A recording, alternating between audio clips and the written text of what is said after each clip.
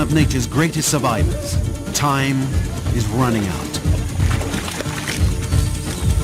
In a place where the cattle business consumes all, the last of their habitat is fast disappearing. Their final hope now lies with the efforts of a struggling project.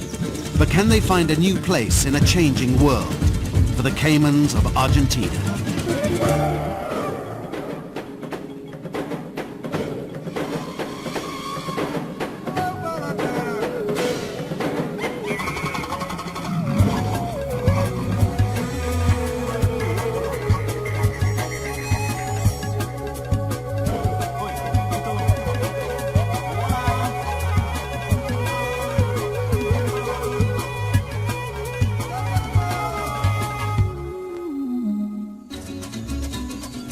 El Quechape, in the Chaco province of northern Argentina. It lies in the heart of the Pampas, Argentina's cattle country, famed for its endless plains of prime agricultural land. Here, though, the region's abundant rains are retained by the clay-rich soil, and vast pastures give way to pond and marshland. The area is home to an astonishing variety of wildlife. Among them is the caiman, Central and South America's indigenous cousin to the crocodile.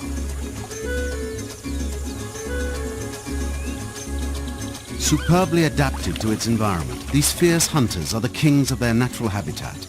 Like the crocodile, the caiman is an ancient survivor, almost unchanged since prehistoric times. But now their kingdom is under threat, and with it the lives of all the animals who live there. The wealthy landowners of the Pampas are businessmen, and swamp is of no use to cattle breeders. Diego Moreno is a leading biologist at the Vida Silvestre, an organization committed to the conservation of wildlife. With little time left, a compromise that could somehow benefit both man and wildlife had to be found. This was not the first time that the caimans had faced such danger. In the 80s, the value of their skin and meat had made them a profitable target for poachers. Stricter controls over animal trafficking were introduced just in time to prevent their decimation. Diego realized that again they must be exploited as a commodity, but this time their own survival will depend on it. And so each summer, Diego is to be found in the sky, noting the position of caiman nests from above. Once this is done, the next stage of the operation will begin, the removal of the eggs to the El Quechape caiman farm.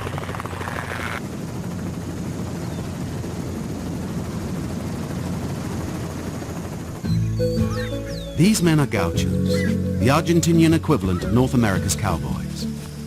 On loan from the cattle ranchers, the gauchos take water to nests they had previously spotted while working in the field.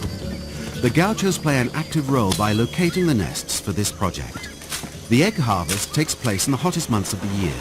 Temperatures can reach 40 degrees Celsius. Humidity is high, and the air is thick with mosquitoes. Though the mothers don't actively protect their nests, a degree of caution is vital.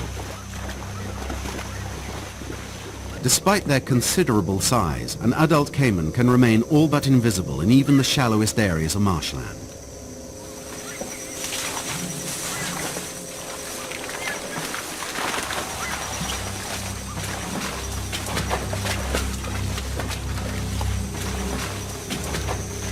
The nests are built on floating masses of vegetation and can be difficult to locate. Walter is a biologist who, along with Diego, runs the caiman farm at El Quechape. The success rate of the species must be carefully monitored. Measurements are taken and GPS technology is used to note the nest's exact position. The nest itself provides the heat required for the incubation process, as it decomposes and ferments in the high humidity. The depth of the eggs in the nest determines their temperature, which in turn determines how many caimans will be born male or female. Before they are removed, a mark is carefully painted on the top of each egg. If the unborn caiman are to survive, it is essential that the eggs are always kept the same way up as they were when they were found. Carefully, they are placed in a container for transportation. Some of the nest material is used to pack them in tightly.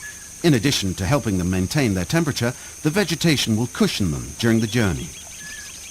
The farming operation must interfere as little as possible with the natural order of things. Their actions must not cause any further depletion of the caiman population. Although some of the caimans born on the farm will later be released, a number must be left to hatch naturally.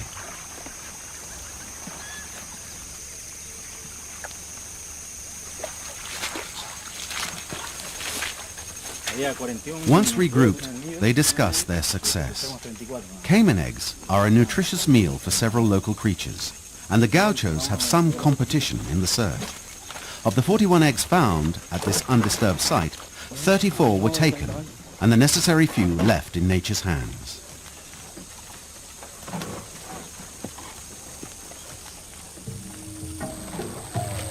Though there are other species, the caimans that live here are the black caiman and the overo caiman. While they are smaller than crocodiles, the largest can still reach nearly 3 meters in length. In adulthood, they are at the top of their food chain, if you don't include man, who they know to avoid when possible. Fortunately, there is an abundance of easier prey.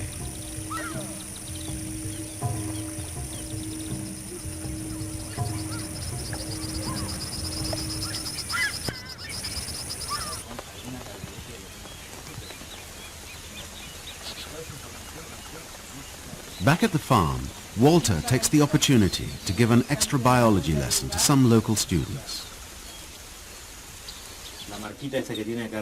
Local life has revolved around the cattle business for generations, and the chance to learn about and work with the caimans is a novel opportunity for them.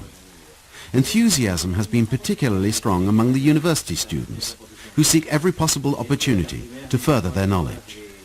They are eager to learn everything they can, and Walter is happy to answer all their questions. Today, they want to know why they must be so careful to keep the eggs the same way up as they were found. He explains how the fetus attaches itself to the inside of the egg within 24 hours of it being laid. Then he demonstrates how turning the egg dislodges the fetus, which results in its death. If this project is to be truly successful, it is essential that the local people develop an understanding of the process involved. As much as possible, the farm and its work need to become an everyday part of their lives. Already it employs several local people, not only to help find the nests, but increasingly to assist in the essential research and to care for the caimans born there. ¿Ya terminaron este nido? ¿Sí? Once they have been measured, the eggs are placed in incubating trays.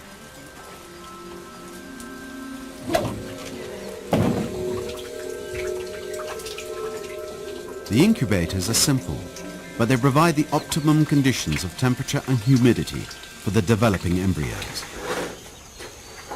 Chaco is one of the poorest regions in Argentina and has no industry at all.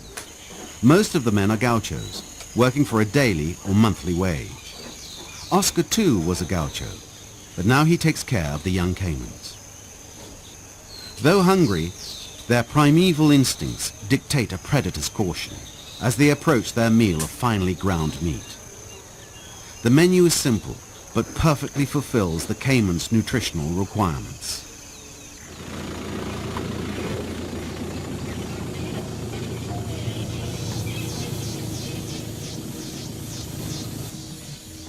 Diego and Walter have spent the last 5 years developing their extensive understanding of the caiman, though there is still much to be learned. Despite their already busy schedules, they must find the time to continue their studies of the animals in the wild. The darkness quickly deepens as thickening cloud blocks out the last of the sun's rays. The weather can be unpredictable in this part of Argentina, and a canoe will only keep its occupants dry from the water beneath them. But the prospect of a thunderstorm means little to a caiman, and the two biologists have a passion for their subjects that make them more tolerant than most.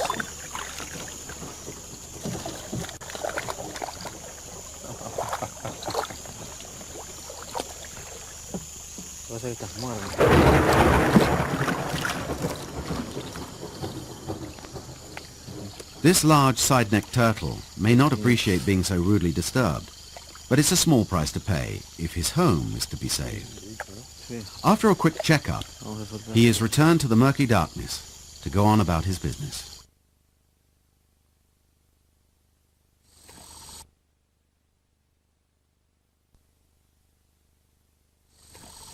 All the animals here now rely on the success of this project for their future. Eventually, the torchlight picks out the eyes of a caiman, making them glow red in the dark. This one is still a baby, so can easily be brought on board. Since the project began, over 1,500 of the caimans born in captivity have been released back into the wild. Each one is marked with a numbered ring for later identification. Walter carefully examines the youngster. This is one of their released animals, number 1512. Cuarta doble derecha y cuarta simple. La caravana es 1512 en buen estado general. Ok, lo soltamos. After a thorough examination, it appears to be in good health, and it can be released. For Walter, moments like these can bring a justified touch of fatherly pride. Bueno, continuamos.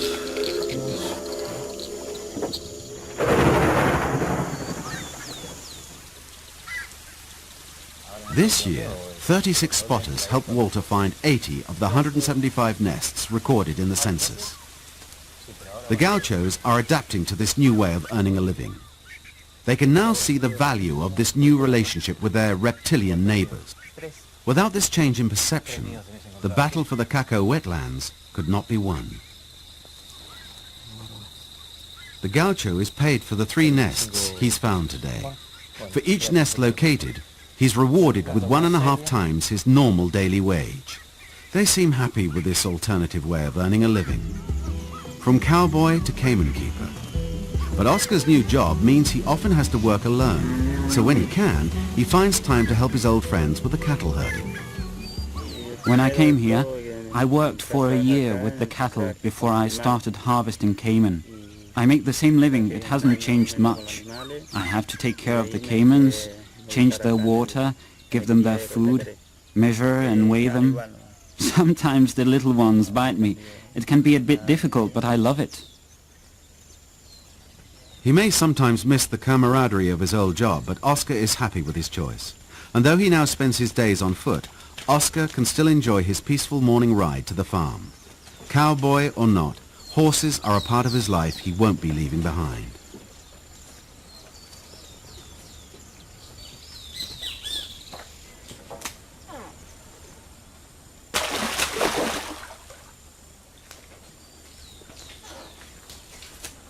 Oscar acts as an assistant on the project. As soon as the financial returns improve, so too will his salary. In the meantime, he continues to learn as much as he can, while helping Walter with his daily rounds.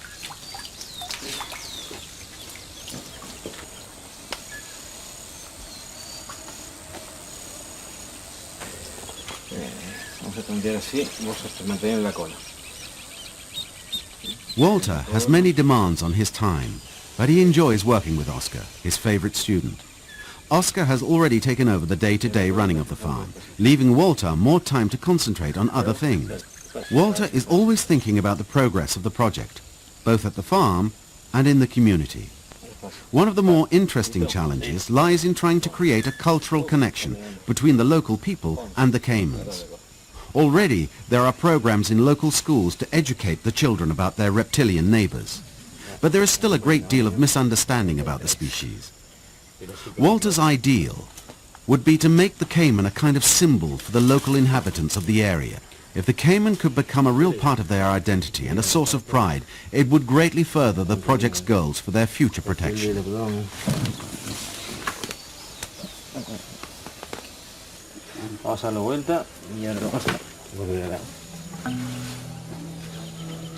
Walter finds it useful to discuss these ideas with someone so receptive.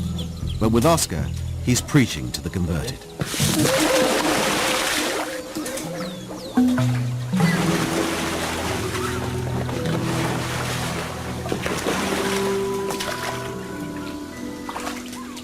En The main problem for the caimans at the moment is the modification of its natural habitat within this area and the rest of Argentina.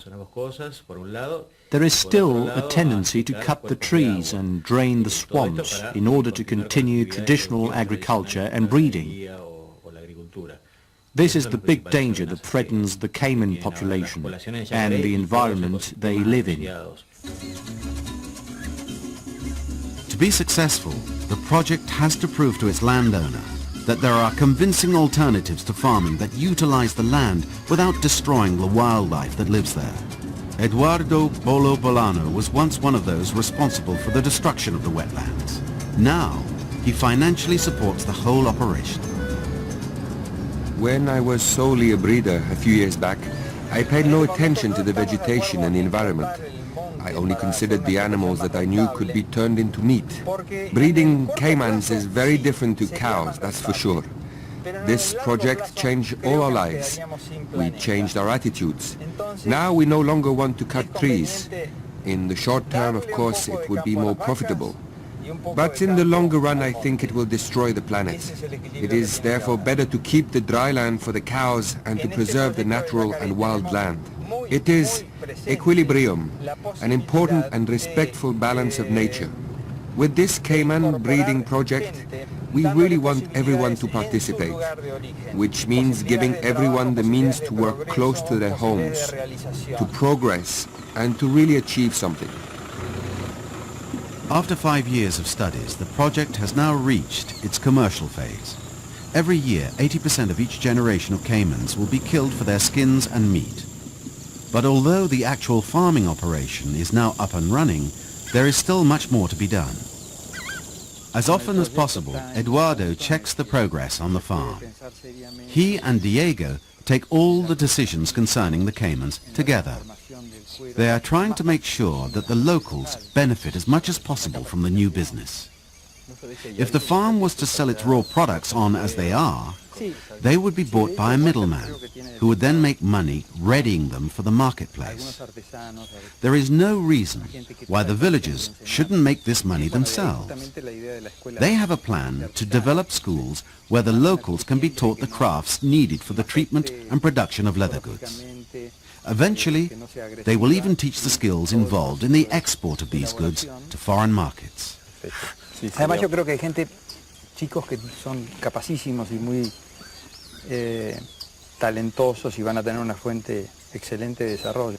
Sí, sería muy importante, ¿eh?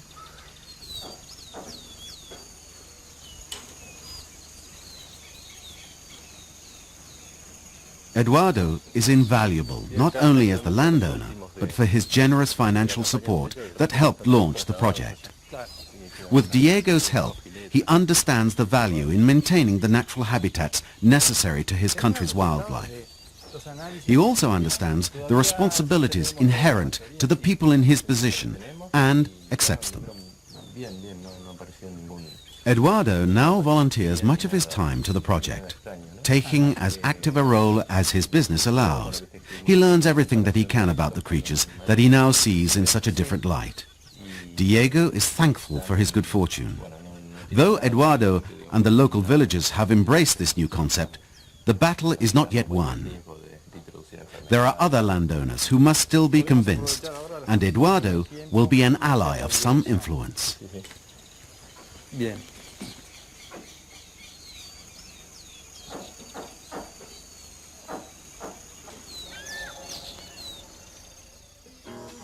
But life is not always so serious in El Quechafe.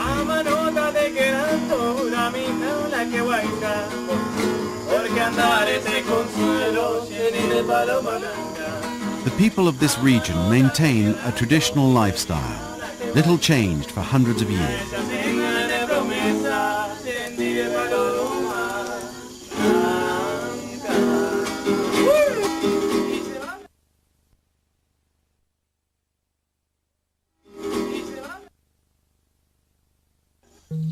And while the villagers rest, early morning finds a new batch of locals emerging.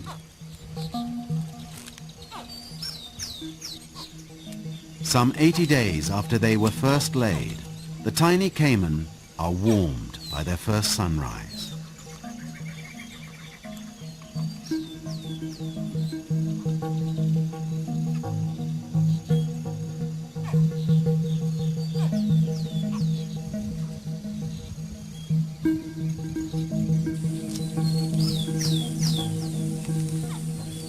Oscar is happy to offer a helping hand. Maternally, he checks each infant, carefully cleaning the umbilicus, where it had been attached to the egg, to avoid infection. Each newborn is painlessly labeled with a numbered ring before it's placed in a specially designed nursery. Shortly after, they are ready to be transferred to a more comfortable environment, where they soon learn to get along as best they can.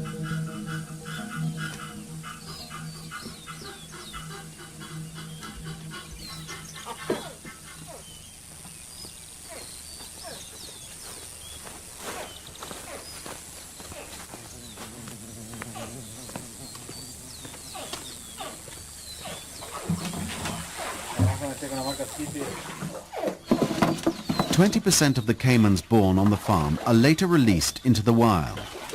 This is the number that would have survived the dangers of being born in their natural environment, and so a balance is maintained. Some of those selected seem reluctant to leave, not realizing that freedom is now just a short drive away.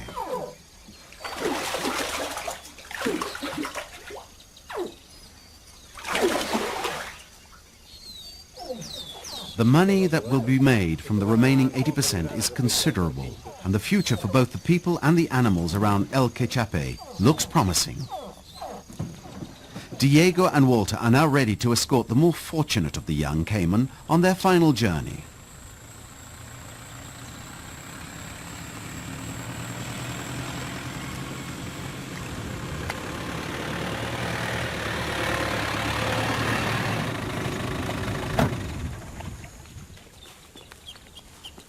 ¿Hay un yacaré? Sí, acá hay uno. As they approach the release site, one of their previous charges makes an appearance. Walter goes to check it out.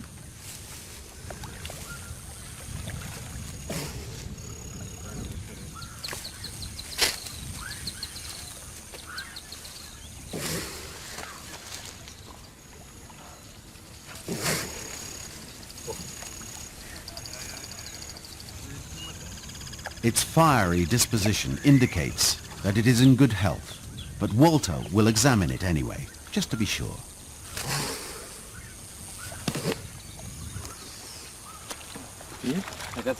Diego joins him to admire the youngster.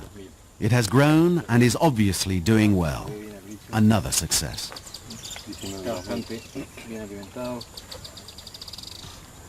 Tiene cicatrices. Bueno. Walter is resolved to the fact that a show of appreciation for his efforts is probably a little too much to expect.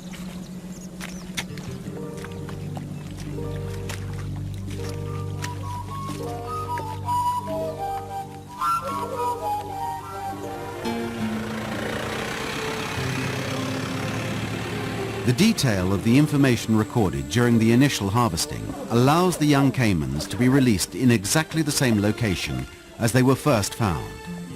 This is another important precaution that prevents any alteration of the wild population's genetic pool.